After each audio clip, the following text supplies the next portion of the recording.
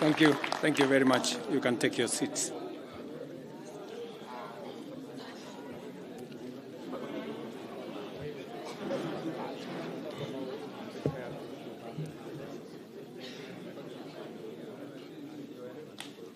When I assumed office 20 months ago, our country was facing tremendous economic challenges, escalating cost of essential household commodities, high fuel prices, rapid depreciation of the Kenya shilling, and spiraling public debt were threatening to ground our economy.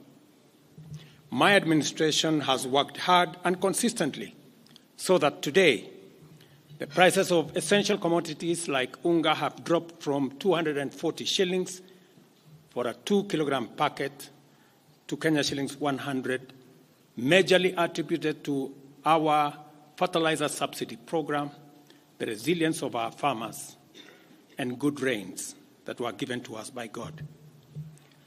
During the period, we reduced the price of fertilizer also from 7,500 to 2,500. Petrol prices have come down from a high of 217 to now 187 a litre. The shilling has strengthened against the dollar from a high of 165 to now 127, 128.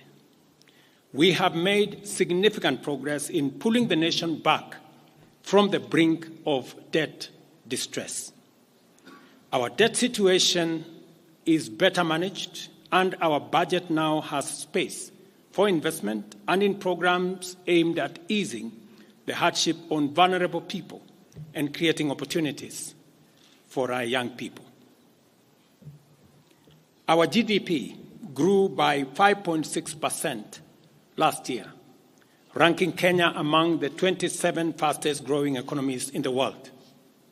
Our inflation figures have fallen from a high of 9 and 8 in May last year to 5% in April this year. It is instructive for the nation to know that for every 100 shillings we collect as taxes, we spend 61 shillings in debt service. We have paid Kenya's Eurobond debt that was borrowed in 2014 of $2 billion that has been hanging around our neck. We paid the last installment of $500 million last week. Today, Kenya's debt burden is much less, more sustainable, and we are on course to redeem our country from the discomfort of debt and assert our sovereignty. Early this year, Treasury had proposed a budget of 4.18 trillion. I did direct that it be reduced by 200 billion to come down to 3.99 trillion. The Finance Bill 2024, generated to actualize this budget, underwent public participation, which resulted to concessions by which we agreed to drop proposals on VAT on bread, motor vehicle circulation tax, VAT on locally manufactured diapers and sanitary pads, as well as excise duty on money transfer services, among others. The additional tax measures we had proposed in this year's finance bill were to raise money in the tune of 346 billion. When the concessions were made, subsequent to public participation that was undertaken by Parliament, that came down to 200 billion. I had made this proposal taking into account our situation and the priorities that are there. I want to thank the members of Parliament seated behind me and those who voted yes for identifying the priority areas of our nation. Because when I made the proposals to Parliament with my cabinet, we had certain critical priorities for the nation. Number one is our agriculture. We did make recommendation, and part of the money we were going to raise from the finance bill was 10 billion shillings that will go to fertilizer subsidy, 18 billion shillings that would go to making sure that junior secondary school teachers, 46,000 of them would be confirmed on permanent and pensionable basis.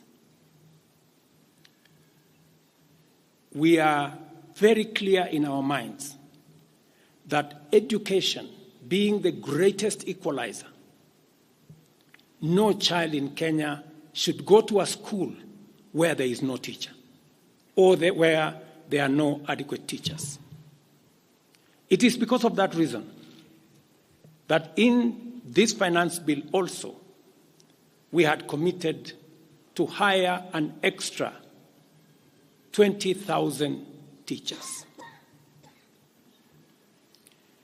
We also had envisioned, because of the program of last mile connectivity to homes, especially in rural areas, we had committed 14.5 billion shillings, 50 million for every constituency for the last mile connectivity. Because we realize that there are many people who today cannot go to hospital because they cannot afford, because they have no health insurance. We had committed 6 billion shillings to operationalize our universal health coverage plan that would make it possible for every citizen to have a health insurance, those who cannot afford to be paid for by the government of Kenya, and to also operationalize the chronic illness fund that would make it possible for those who suffer from cancer, diabetes, hypertension, to be able to go to hospital, be treated, and go home without being asked for any money. We also had planned to put in money for our coffee farmers to retire the heavy debts that are bedeviling our coffee farmers.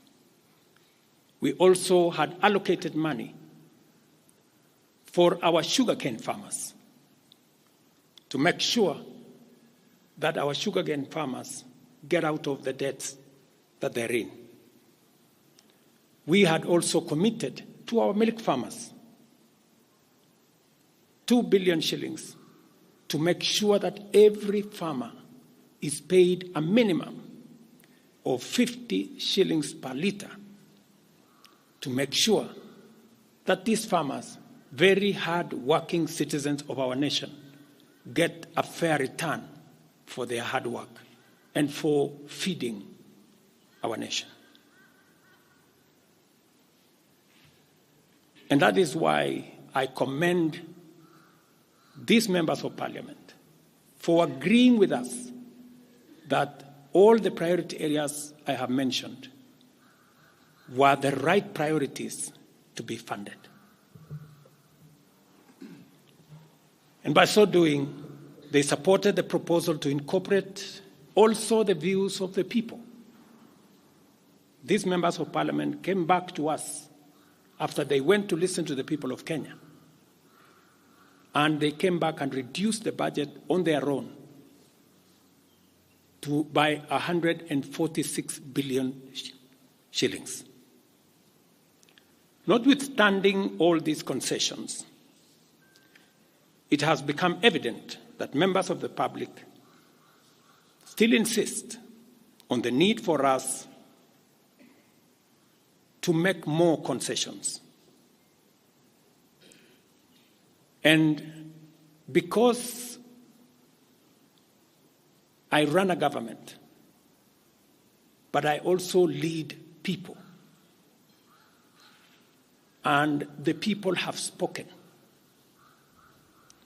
I am grateful to all the members of the National Assembly who voted yesterday affirmatively for the Finance Bill 2024 as amended on the floor of the House to incorporate the views generated through public participation. And following the passage of the bill, the country witnessed widespread expression of dissatisfaction with the bill as passed, regrettably resulting in the loss of life, destruction of property, and disintegration of constitutional institutions. On my own behalf,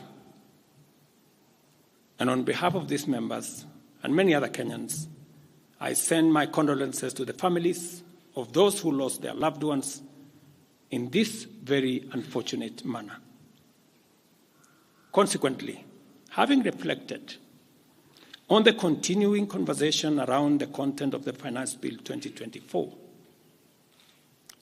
and listening keenly to the people of Kenya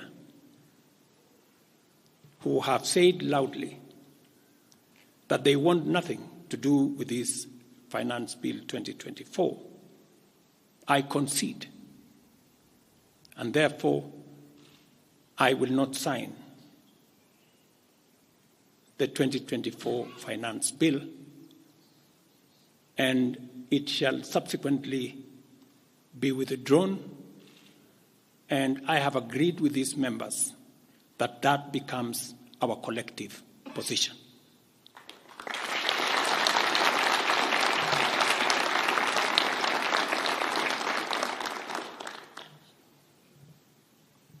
Accordingly, there is need for us as a nation to pick up from here and go into the future. And I am therefore proposing that because we have gotten rid of the Finance Bill 2024, it is necessary for us to have a conversation as a nation going forward.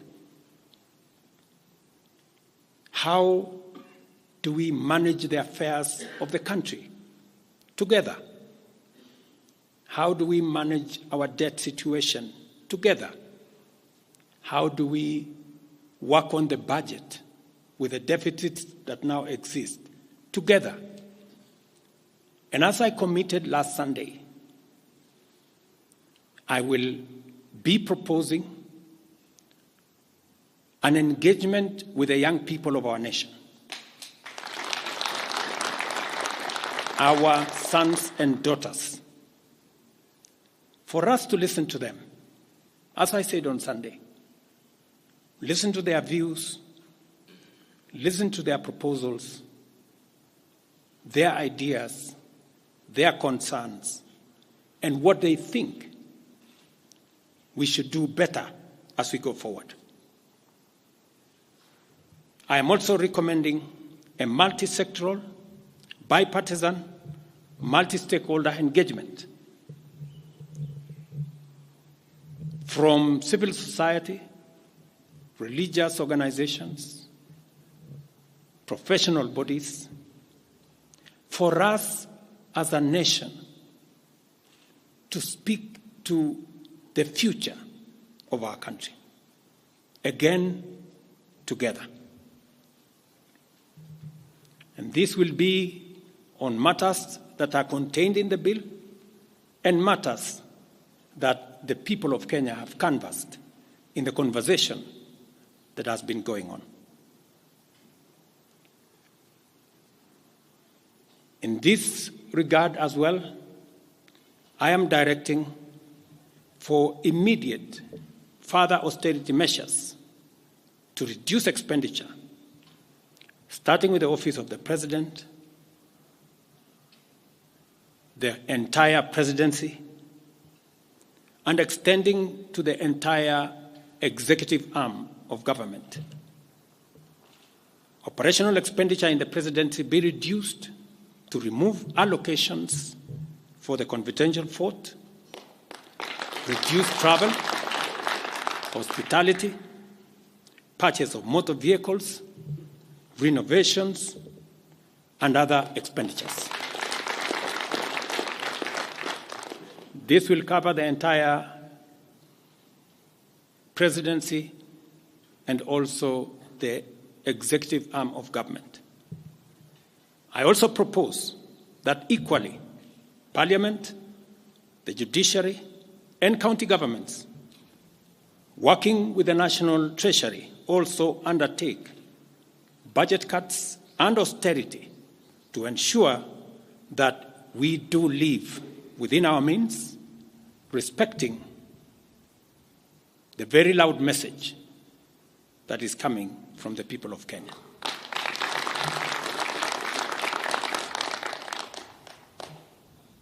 And let me confirm that I have discussed with many stakeholders. I will be meeting some of them shortly after this meeting on charting a way forward that makes sure that we carry the whole nation in this very important journey as we go into the future as a country.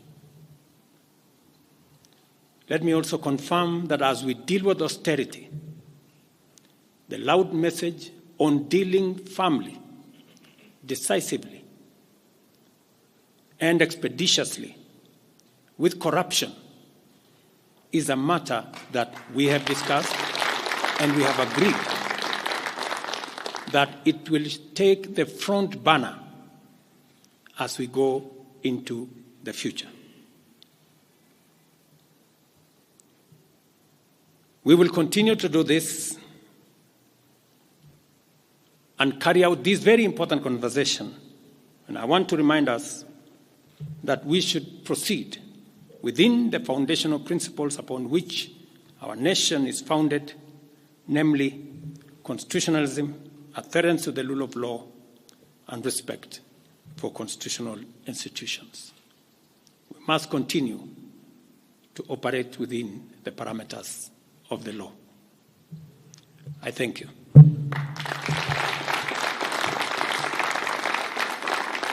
I will take a few questions, 3 questions to be specific. Thank you, Your Excellency. And the first question will start with Elizabeth Mutuku from TV47. Good evening. My question is on young leaders from the Gen Z generation who were abducted yesterday and the day before yesterday. What happens to that? Second, there were young people who were killed during the demonstrations. What do you speak of that as the head of state? Thirdly, how do we move forward on the budget cuts, especially now that you've said that we're going to have austerity measures, yes, but how then do we secure development? Thank you very much. Please. No, it's okay. So I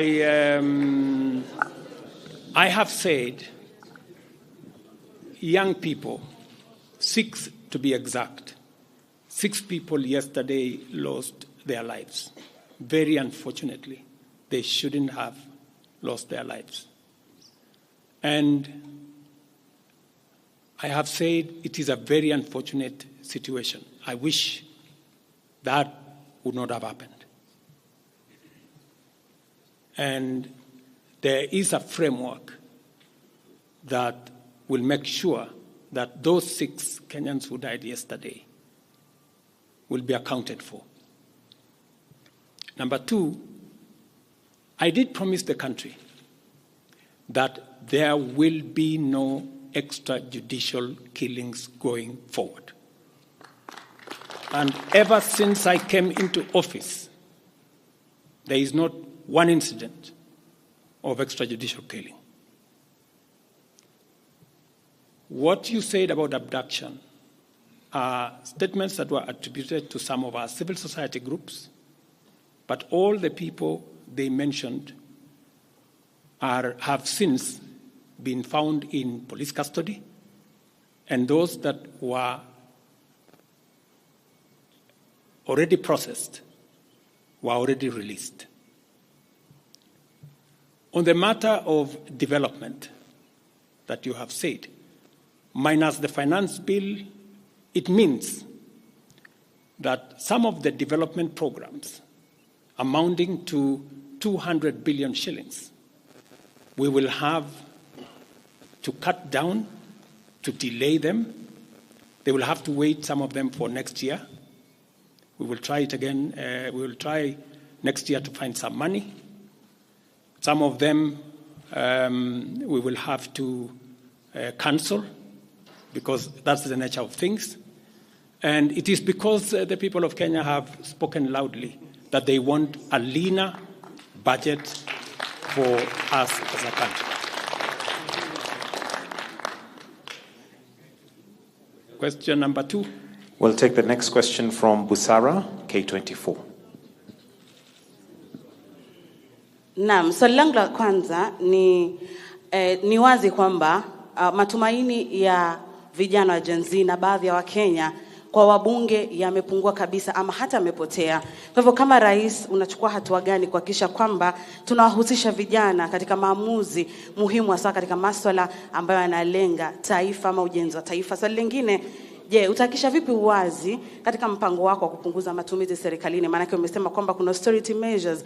Je, kutakuwa na transparency? Na swali la mwisho, ningependa kujua kama pengine kutakuwa na fidia kwa wale ambao walifariki, ama hususan kwa familia kwa wale ambao walifariki hapo jana, na je, serikali itasimamia malipo ya wale ambao hospitalini hivi sasa wanapokea matibabu kutokana na majeraha waliopata hapo jana? Asante. Thank you very much. About 214 Kenyans were involved in various skirmishes, and many of them went to hospital. 95 of them were treated and released. Some of them, I think one is still in ICU, and others, I think 14, the minister is here, are still in hospital. But majority of them were treated and released yesterday. As I have told you, on those who lost their lives, there will be a mechanism of how they will be accounted for. On the young people whom you have said, how do we listen to them? Let me say the following. Number one, I did make a very clear, determined program to create opportunities for young people to work. It was in our manifesto. It is in my plan. As I talk to you, 3 of the programs are going on.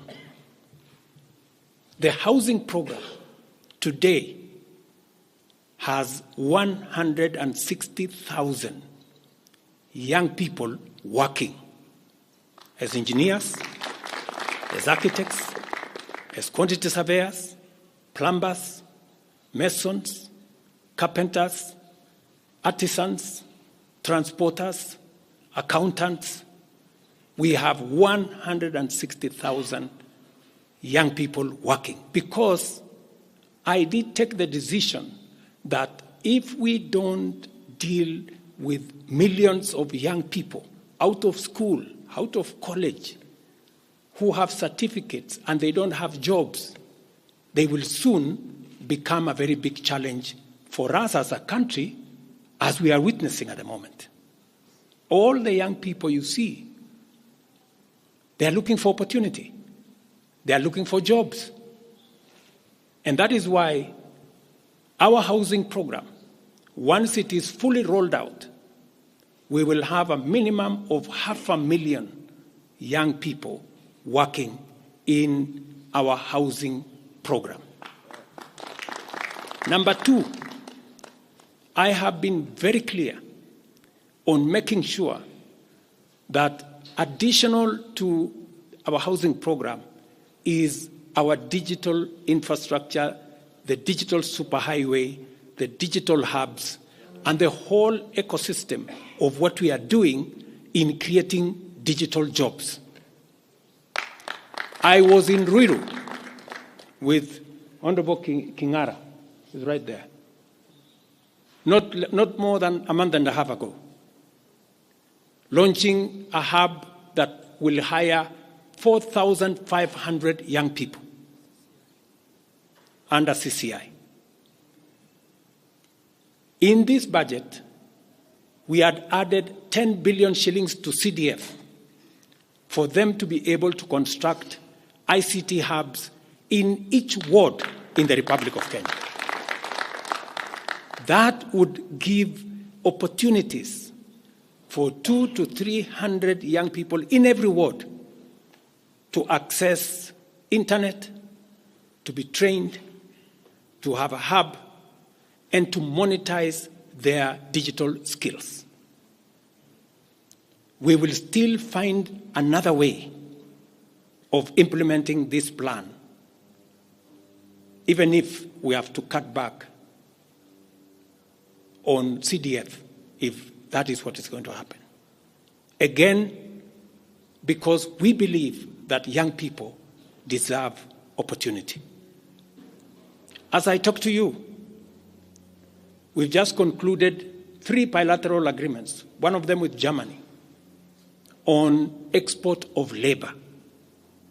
Because we have negotiated with many countries who are interested in the high skills of Kenyan labor. And we have an ecosystem, we now have a plan on how we are going to make sure that the young people in Kenya get opportunities to work either in Kenya or outside Kenya. In fact, just last week, I saw on the headlines of one of the dailies, there was a gentleman from my village. He was put on the headline. And he said he operated from where I used to operate, selling chicken. That's why they put him in the headline. And his complaint was, you see, the president has not done well because in this village, many people are going to look for jobs outside Kenya. That gentleman did not know that those people in our village that have gone to Saudi Arabia or UAE, I am the one who supported the program for them to go as part of the export of labor. So he thought that those people were going away because there were no jobs in Kenya. But it is part of this plan I have kept on talking about, because I think it was called Misoi or somebody. If you go and check the headline, I think of last week, Thursday or Friday, he was there. He didn't know, the good young man, that I think we have almost 500 or 400 and something people around that village that have actually gotten jobs outside Kenya. And they are changing that village. And that is actually an admission by that gentleman that our plan on export of labor is working. And number two, that when we committed ourselves to making sure that we create opportunities for young people to work, we meant it. So we have a program on housing, we have a program on digital jobs, we have a program on export of labor, we have a program on the whole manufacturing sector. Let me give you another example. Now I'm talking this as a leader. We deliberately, last year, said we cannot continue to import products that we can manufacture in Kenya. One of them was clinker, cement, furniture, steel. What has happened the last 1 year? Very many, in fact 5 to be specific, companies have sought licenses in Kenya to do clinker, to do cement. And last year, because of what we did, we reduced the import of clinker by 95%. We saved foreign exchange. We created jobs locally. I was in West Pokot with my Minister for Industrialization. I'm sure the members of West Pokot, they are here. They were there with me in West Pokot, opening a clinker factory that now hires 2,500 young Kenyans, with another almost 2,000 as drivers, support staff, a big market now in West Pokot. Expanding manufacturing in Kenya is the right thing. And it is the reason why some of our policy interventions on matters like imported stuff that are being manufactured in Kenya. For example, we have said substandard, low quality imported sanitary pads from China and other places. How can they come into Kenya when we have 10 companies in Kenya hiring Kenyan young people? How can they come and compete here? All the products that we are manufacturing locally, we must protect our local industries so that they create jobs locally, so that they create opportunities locally. In this finance bill, you will also see that we have imposed duty on potatoes from Europe. Surely, how can we continue importing potatoes from Europe? And we have farmers right here in Kirinyaga. We have farmers right here in Nyandarua, in Molo, in Timau. How can we justify? How can anybody take offense that we have imposed duty on imported potatoes? We have put duty on imported eggs, on imported onions, because we must protect our local farmers. Every country does that. Every country does that. I was negotiating with the Prime Minister of India because they are imposing duty on our avocados. I was in Korea negotiating with the government of Korea because they are imposing duty on our tea, on our coffee, and on our macadamia, including our avocados. Every country does that to protect their market, unless there is a mutual agreement. So these are amongst the things we are doing to make sure that we grow our local manufacturing, create local jobs, create local wealth. That is how we are going to move forward as a country. We cannot continue to be a supermarket for other people's factories. It is important that we also produce our own products. Our young people can produce products in Kenya which are of high quality, which are of international standard, and we can do that. So I just wanted to clarify this point because it is addressing the young people of our country. And I am looking forward to a conversation with my sons and daughters, the young people of this nation, to explain to them the opportunities that they have, and I want to listen to them. What additionally do they want me to do? What can we do better?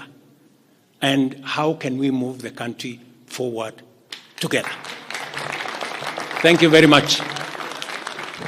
Thank you, Excellency. That marks the end of the question session. Thank you very much, Your Excellency.